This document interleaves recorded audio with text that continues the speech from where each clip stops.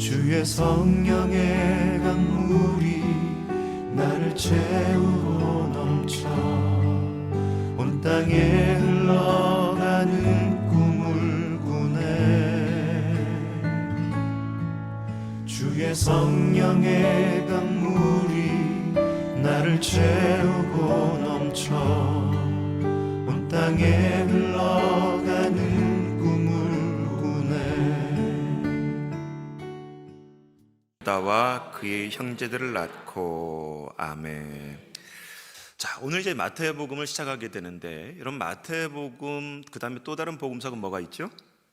마가, 누가복음, 요한복음이라 그래요. 그래서 우리가 사복음서라 그러고, 특별히 마태, 마가, 누가복음은 공관복음이라고 우리가 얘기를 하게 되는데, 그만큼 어떤 공통된 분모가 있어요. 마태, 마가, 누가복음, 이 공관복음에. 그러나 마태도 그렇고 마가도 그렇고 누가복음을 조목조목 들여다보면 각자만의 예수 그리스도를 좀 다르게 바라보고 고유한 특성으로 예수 그리스도를 전달하고자 하는 그런 취지가 있는 성경책들인데, 마태복음은 총 28장으로 기록되어져 있죠. 그렇죠? 그리고 그러면 총 절수는 몇 절로 되어 있을까요? 왜 이 질문에 대답을 못하셔요? 참고로 저와 여러분들이 갖고 있는 성경책은 대한 성서공회에서 똑같이 만들어진 책이에요. 1071절이에요. 마태복음은 28장에 1071절의 성경으로 구성되어져 있는데, 마태복음을 간단하게 정리를 하면 마태가 왜 이 마태복음을 기록했을까? 그럼 마태의 신분은 원래 뭐였습니까? 세리장이었어요. 세리마태였어요. 그런데 이 세리마태는 누가 봐도 유대인들에게는 미움을 샀던 사람이 바로 세리마태였습니다. 그만큼 로마의 앞잡이 역할을 하게 되어지면서 지나가는 사람들이나 배에서 고기를 잡아오는 사람들에게 세금을 물려서 또 로마에 바치게 되는 그런 직업이 바로 세리였는데, 로마에 바치는 몫을 빼고 자기도 먹고 살아야 하기 때문에 또 로마의 그런 그 어떤 규율 외에 자기가 또 생계를 꾸리기 위해서 어마어마한 그런 폭리를 남기는 세금을 물리다 보니까 동족 유대인들에게는 늘 언제나 미움의 대상이 됐던 사람이 바로 이 세리와 같은 마태였어요. 그런데 이 세리 마태가 예수님 만나게 되고 그 자리를 복차고 예수님을 쫓아갔던 그런 스토리 우리 다 알고 있잖아요. 그리고 나서 예수님께서 부활하시고 초대교회 공동체가 탄생하게 됐을 때에 마태를 따랐던 수많은 마태 공동체가 이 마태를 통해서 예수 그리스도에 대해서 가르침을 받았던 책이 바로 우리가 읽었던 이 마태복음이란 말이에요. 간단하게 얘기하면 이 마태복음에서 두 가지를 주장하게 되는데, 마태가 만났던 그 예수 그리스도가 누군가, 기독론의 문제인 거고, 그 다음에 예수님을 따랐던 제자들뿐만이 아니라 오병이어 기적을 경험하고 또 마가의 다락방에 모였던 120문도들도 그렇고 예수님을 따랐던 그 제자들 공동체, 다른 말로 말하면 교회가 도대체 뭔가. 그래서 이 마태복음은 기독론과 교회론의 중요한 가르침이 있는 책이 바로 이 마태복음인데, 그 중에서 이 마태가 그러면 예수 그리스도를 전하고 교회가 뭔지를 가르치기 위해서 항상 여러분 글을 쓰거나 논문을 쓸 때 서론이 되게 중요하거든요.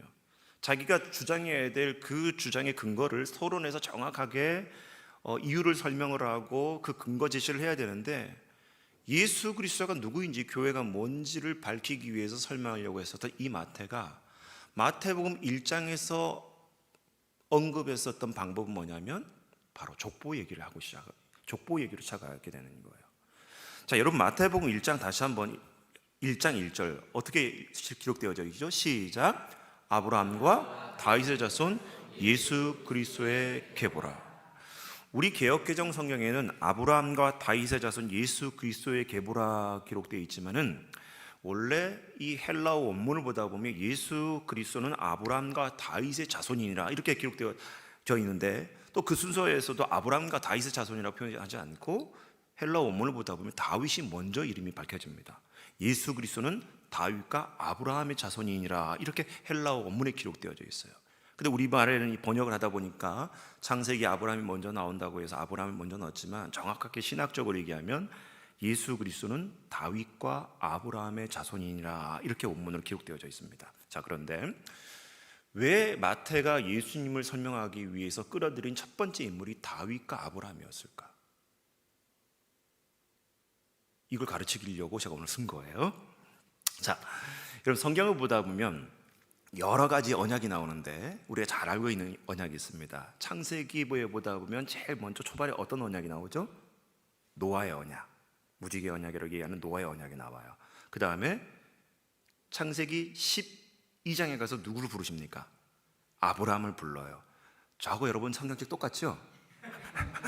처음 듣는 것처럼 대답을 하시는데 아브라함의 언약이 있고, 그 다음에 출애굽기 19장에 가가지고 하나님께서 모세를 시내산 꼭대기에 부르셔가지고 모세와 맺는, 이스라엘 백성들과 맺는 시내산 언약을 얘기하고 있어요.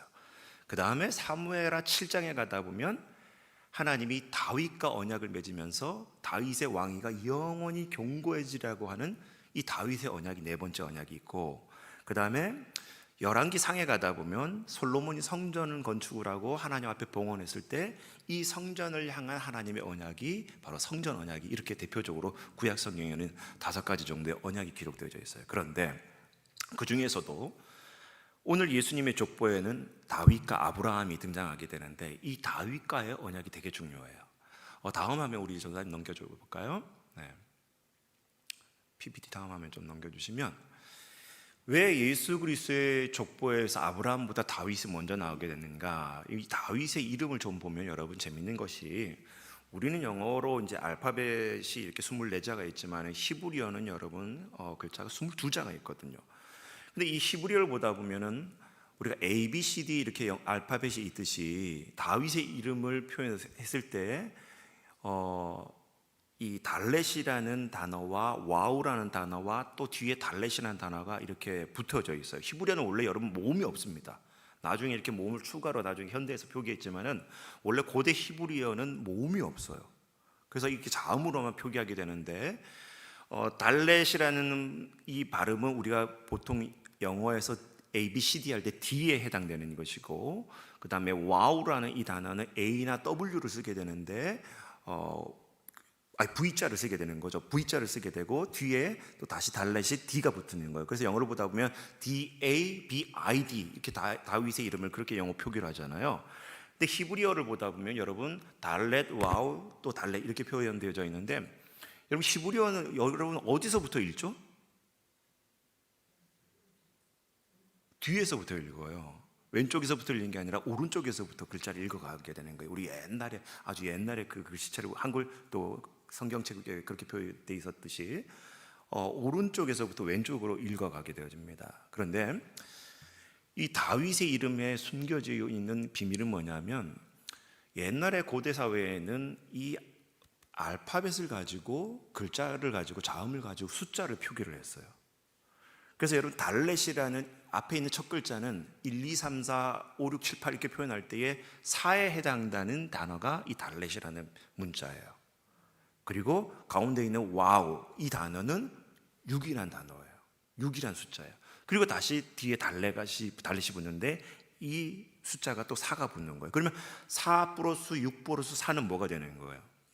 14가 되는 거예요. 자, 그런데 여러분 14가 왜 중요하냐면, 이 마태복음 1장 17절 말씀 한번 찾아볼까요? 오늘 우리가 읽지는 않았지만은 여러분 성경에 보면 1장 17절 같이 한번 제가 읽어보겠습니다. 시작. 그런즉 모든 대수가 아브라함부터 다윗까지 14대요 다윗부터 바벨론으로 사로잡혀갈 때까지 14대요 바벨론으로 사로잡혀간 후부터 그리스도까지 14대라.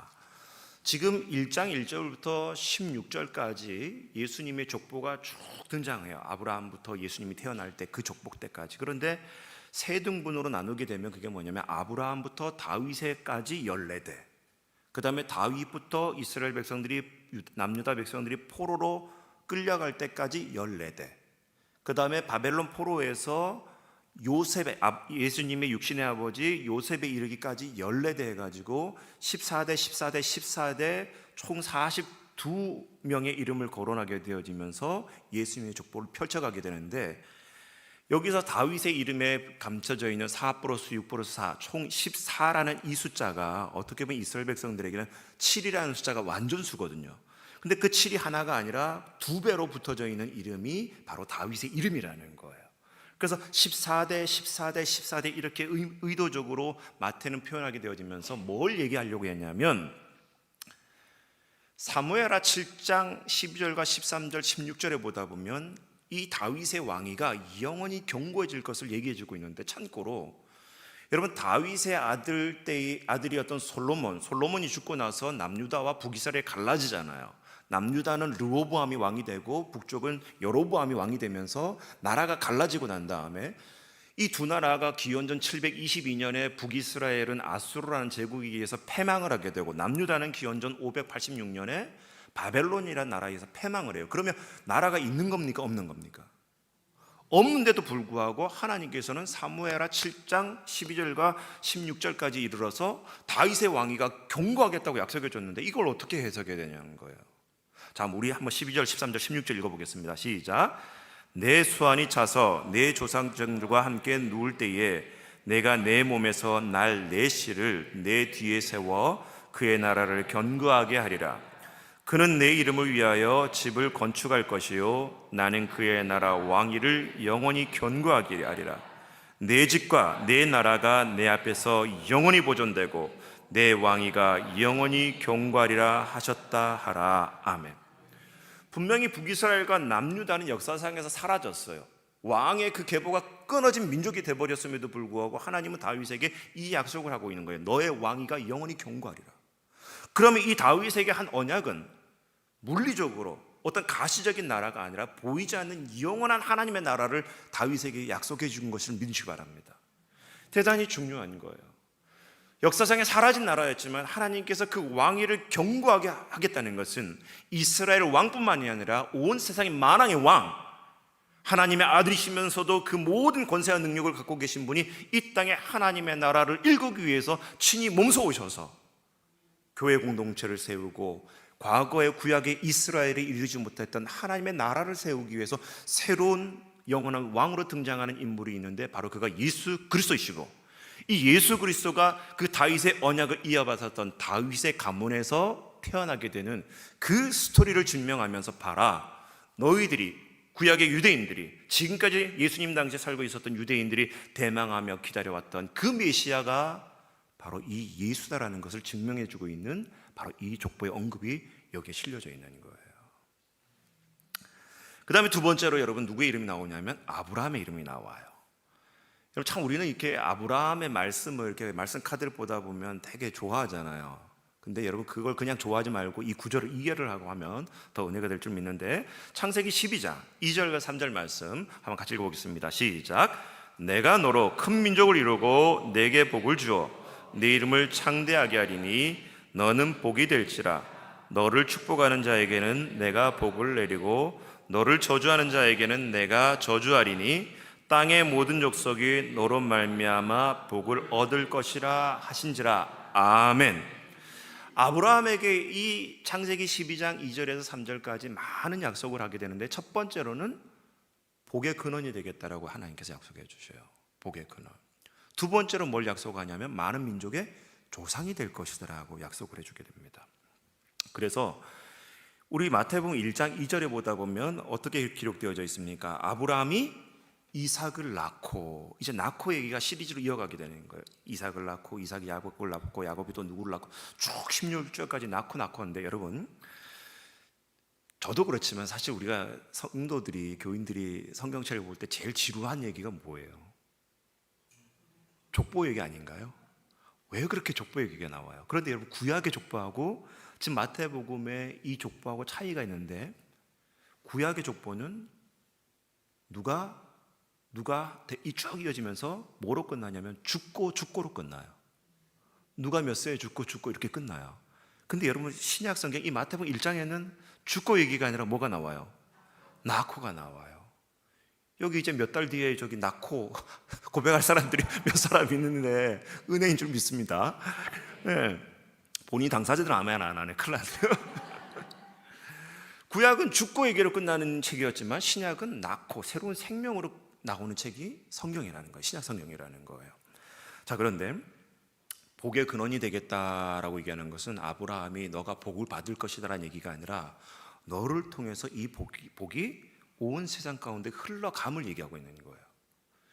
사랑은 우리 참 아름다운 교회 공동체 여러분, 우리가 복 받는 것도 중요해요.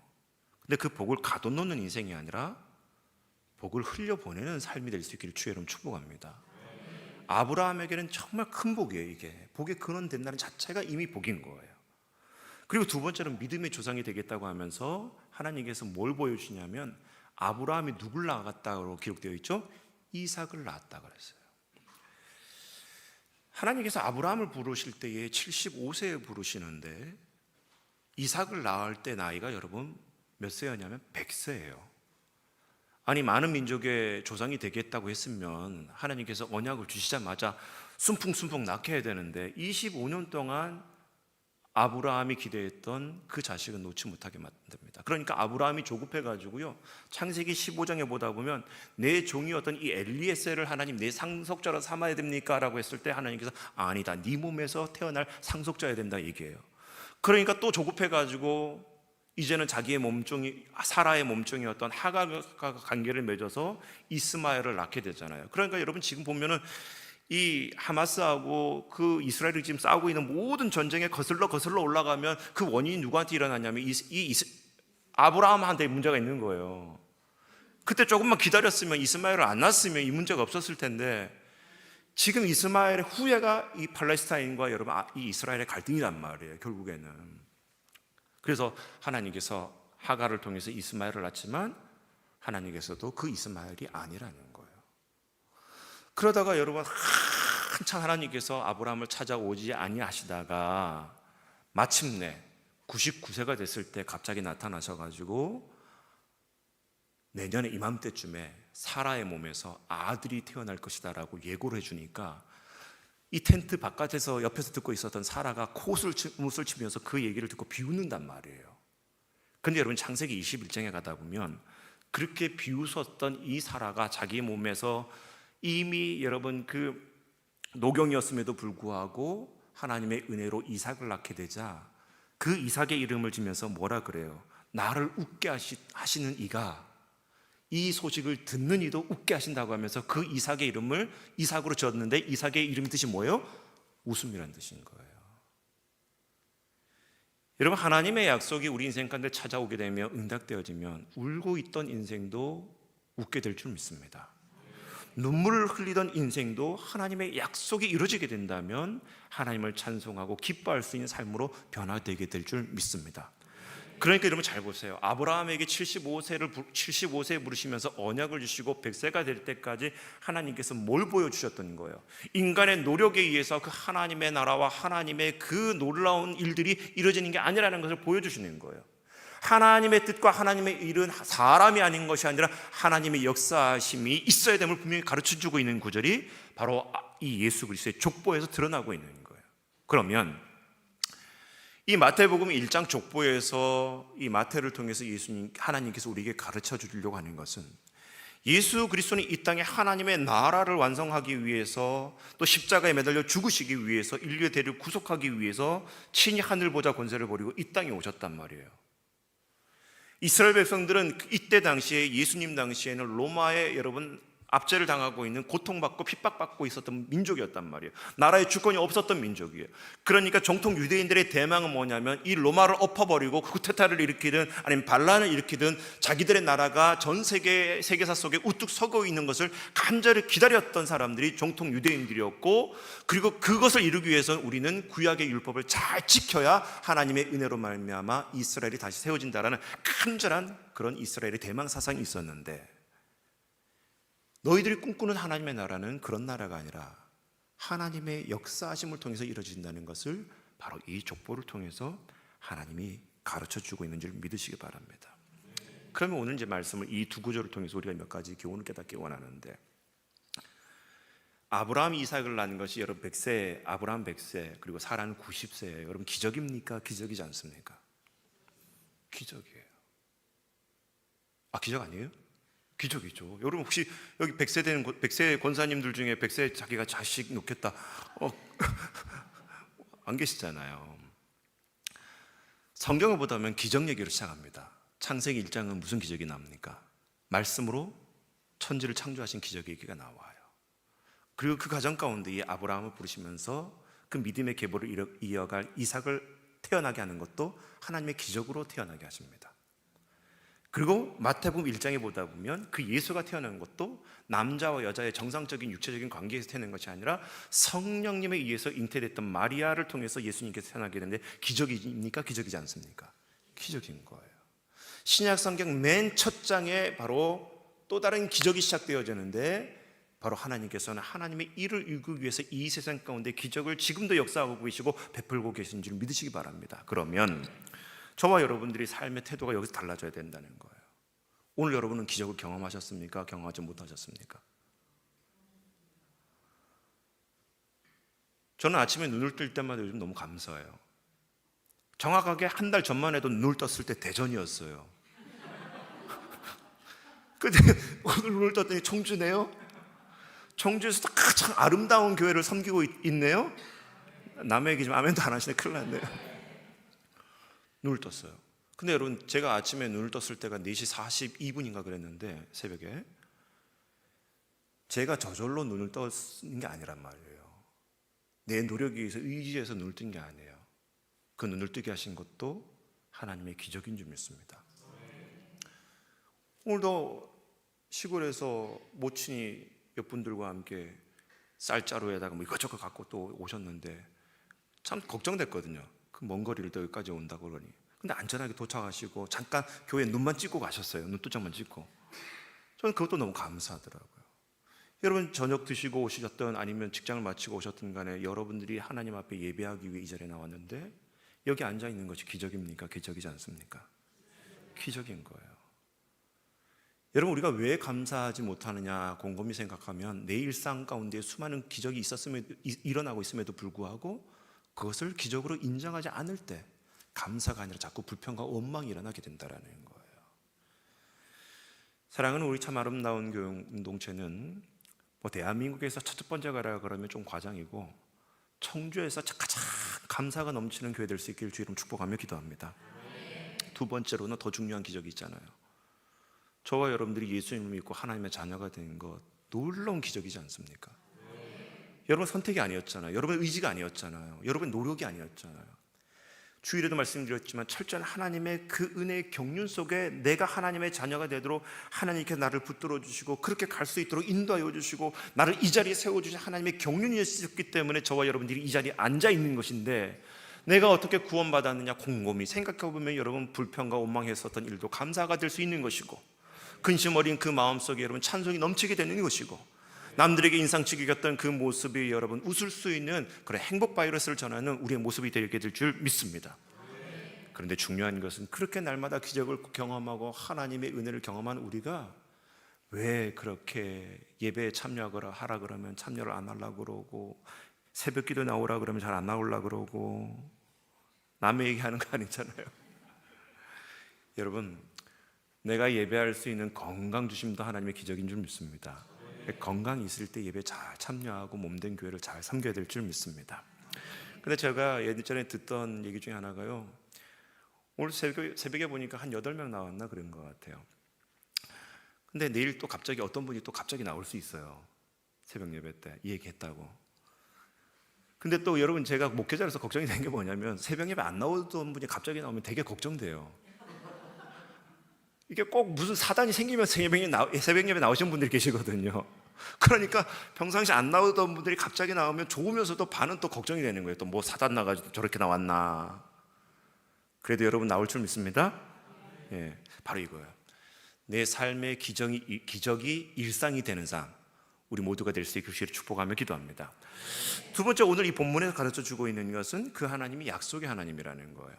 아까 전에 우리가 사무엘하 7장의 다윗의 언약, 창세기 12장의 아브라함의 언약을 배웠어요.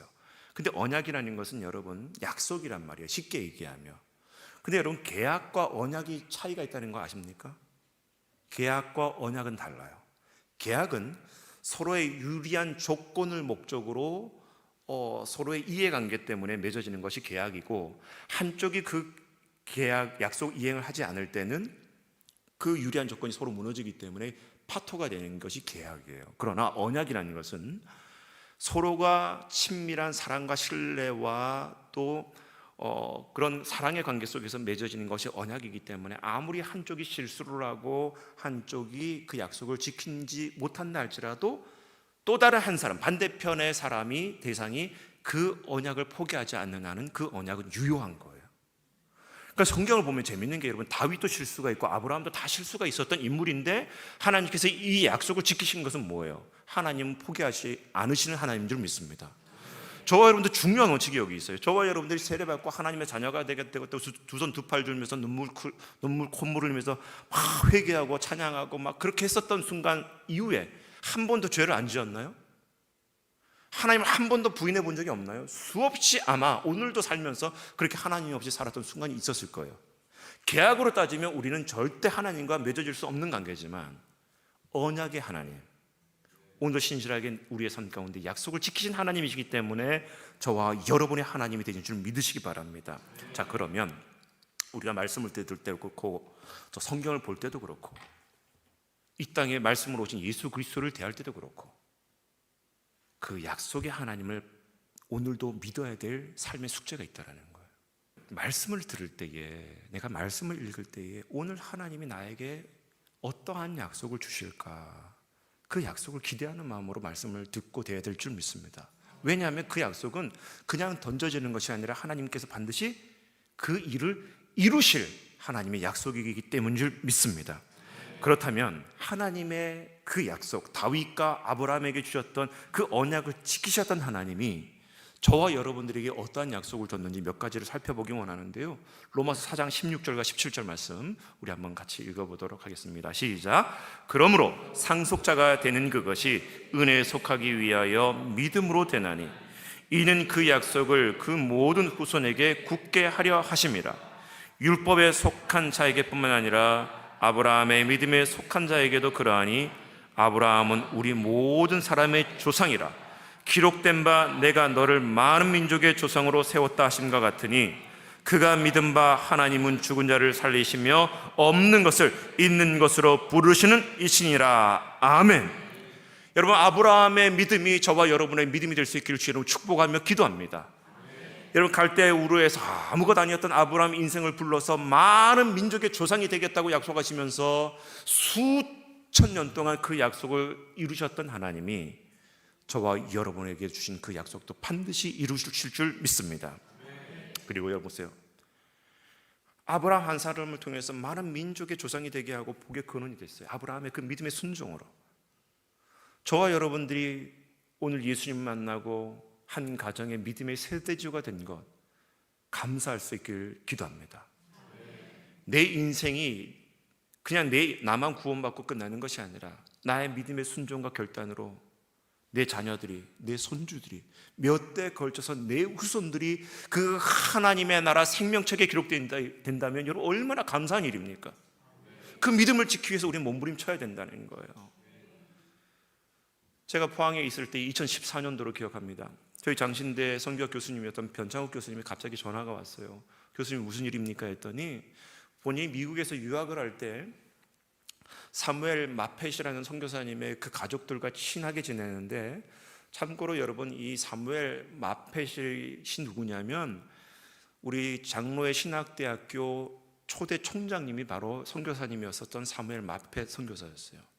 근데 이분이 일제강점기 때에 장로의 신학교를 세우고 그게 총장 사역을 하게 되면서 이제 가족들이 나중에 미국으로 돌아갔단 말이에요. 그때 돌아갈 때 어떤 일이 있었냐면 포항의 어느 한 그 시골에 고아원의 어느 한 꼬마 여자아이를 입양을 해서 데리고 들어갔어요. 에리카라는 한 여성을, 그때 이름 제가 모르겠는데 에리카라는 여성을 6살 때인가 해가지고 입양을 해서 데리고 갔어요. 근데 이 소녀가 이제 자랐어요. 저와 같은 나이대가 됐어요. 나르면서 이제 자기의 출생에 대해서 궁금한 거야. 그러면서 포항에서 나를 버렸는지 아니면 잃어버렸는지 자기의 부모를 찾기 위해서 도움을 청하다가 그 사무엘 마펫 선교사님과 관계가 있었던 변창욱 교수님을 통해서, 또 변창욱 교수님이 제가 이제 포항에 사역을 하고 있으니까 이제 이 에리카라는 여성의 친부모를 찾을 수 있도록 한번 도와달라 해가지고 이 에리카 여성을 데리고 한 2박 3일 동안 포항에 과거에 있었던 고아원을 다 방문하면서 그 흔적을 찾았어요. 포항시청까지 다 이름을 뒤지고 했는데 결국에는 못 찾았어요. 부모를 못 찾았어요. 그래서 이제 마지막으로 다음날 이제 헤어지기 때문에 경주에 가가지고 이제 식사를 대접하면서 물었어요. 서운하지 않냐고. 부모를 찾으려고 비행기를 타고 이 자기의 고국이었지만 그래도 이 먼 곳까지 와가지고 부모를 못 찾고 돌아가는데 서운하지 않냐고. 그랬더니 이 에리카라는 여성이 얘기하기를 아니라는 거예요. 육신의 부모는 나는 잃어버렸지만 그 사무엘 마펫이라는 귀한 믿음의 선교사의 가문에 내가 입양이 되어져서 그 가문의 사람이 되었다는 게 너무나 자랑스럽다는 거예요. 여러분, 여러분의 자녀들이 우리 할아버지 때에, 우리 엄마 아빠 때에 이 믿음의 순종과 선택을 통해서 내가 구원받았다라고 고백하는 그 자녀들과 여러분 자손들이 늘어나는 때 여러분이 그것이 은혜고 감사하는 우리 모두가 되기를 주의로 축복하며 기도합니다. 그래서 여러분, 하나님께서 주신 또 다른 약속은 시편 121편 5절과 8절이에요. 한번 읽어볼까요? 시편 121편 5절에서 8절 시작. 여호와는 너를 지키시는 이시라. 여호와께서 내 오른쪽에서 내 그늘이 되시나니 낮의 해가 너를 상하게 하지 아니하며 밤의 달도 너를 해치지 아니하리로다. 여호와께서 너를 지켜 모든 환난을 면하게 하시며 또 내 영혼을 지키시리로다. 여호와께서 너의 출입을 지금부터 영원까지 지키시리로다. 아멘. 하나님의 언약을 받은 백성들을 하나님께서 이렇게 지키는 줄 믿으시기 바랍니다.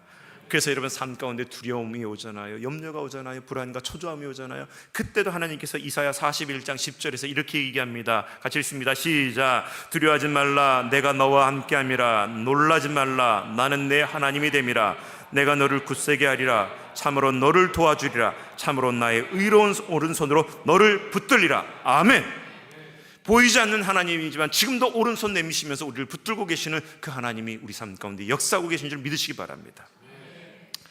믿음이라는 게 여러분 중요해요. 우리가 신앙생활하면서 하나님 믿는다고 너무나 많이 고백을 합니다. 근데 그 믿음이 진짜 믿음인지 한번 점검이 필요한데 로마서 10장 10절에 보다 보면 마음으로 믿어 의에 이르고 입으로 시인하여 구원에 이른다 얘기가 나와요. 이 로마서에 표현된 표현은 사도 바울이 로마 교회에 편지를 쓸 때에, 근데 그 로마 교회는 여러분 핍박과 박해를 받고 있었던 시대란 말이에요. 엄청난 상상할 수 없는 핍박과 박해 속에 로마 교회에 편지를 보내면서 마음으로 믿어 이른다, 의에 이른다. 이 마음이라는 것은 단순한 마음이 아니라 전인격적인 믿음인 거예요. 입으로 시인한다는 것은 여러분, 너 예수 믿어 하면서 로마 병사가 칼과 창을 들이밀 때 내 입으로 나는 예수 믿습니다라고 고백하고 있는 걸 얘기하고 있는 거예요. 그렇다면 우리의 믿음은 과연 그렇게 고백하고 있냐는 거예요. 마음으로 전인격적으로 예수님을 믿습니까? 하나님 믿습니까? 누가 너 예수 믿어 하면서 칼과 총을 들이밀면서 죽인다고 했을 때 여러분 우리 고백할 수 있겠냐는 거예요. 정확한 믿음의 해석은 그 믿음에 대한 반응으로 고백한 그 내용만큼 내가 그렇게 서 있을 때 이것이 구원으로 이르게 된다는 신학적인 해석이 중요한 거예요. 저와 여러분들을 다 누군가의 부모 밑에서 태어났어요.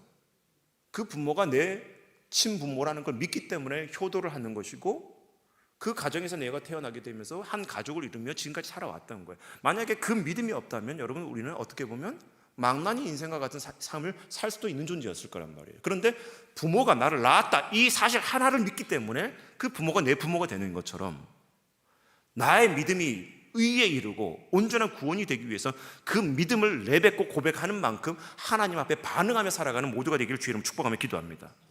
이것이 정말 중요한 거예요. 그냥 세례받고 교회에 드나드는 것이 믿음이 아니라 하나님을 믿는 그 반응이 온전해질 때에 하나님이 의에 이르는 그리고 어여삐 여기시는 믿음이 될 줄 믿으시기 바랍니다. 그러함에도 불구하고 여러분 믿음의 사람들은 인생을 살면서 시험이 있어요.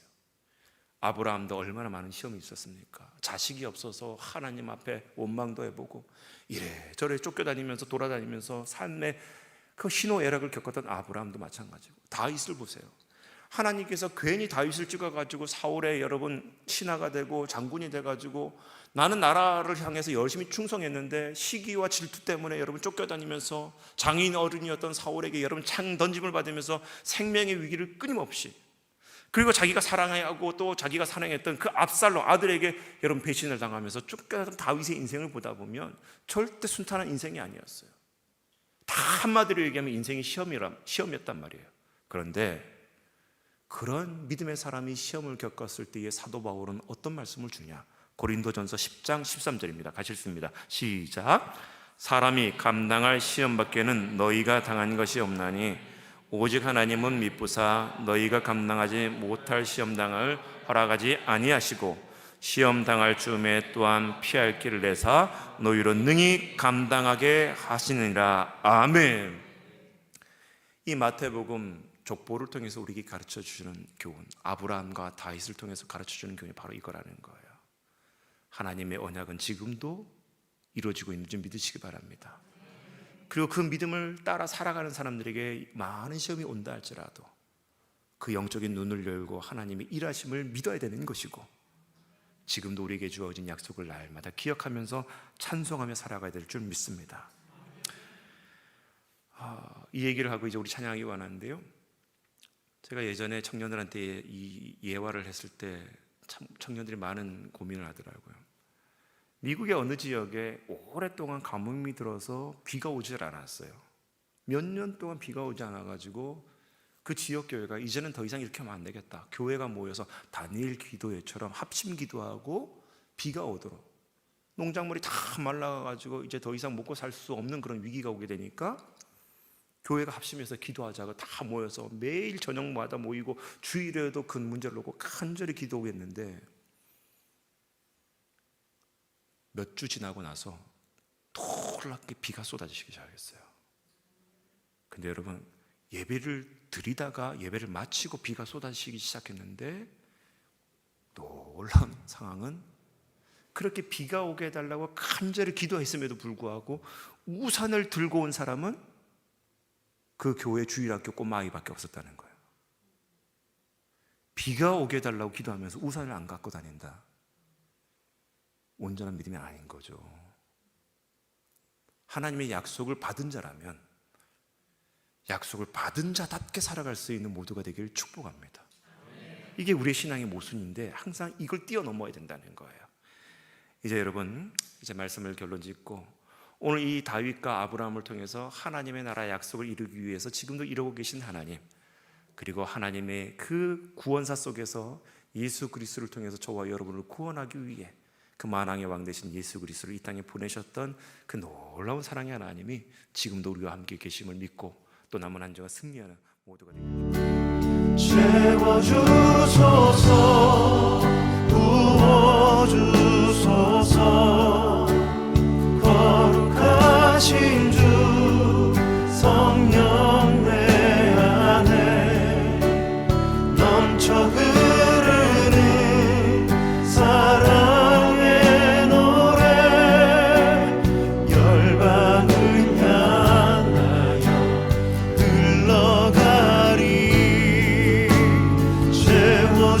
채워주소서, 부어주소서, 거룩하신 주 성령 내 안에 넘쳐 흐르는 사랑의 노래, 열방을 향하여 흘러가리. 주의 성령의 강물이 나를 채우고 넘쳐 온 땅에 흘러가는 꿈을 꾸네. 주의 성령의 강물이 나를 채우고 넘쳐 온 땅에 흘러가는 꿈을 꾸네. 주의 성령의 강물이 나를 채우고 넘쳐 온 땅에 흘러가는 꿈을 꾸네. 주의 성령의 강물이 나를 채우고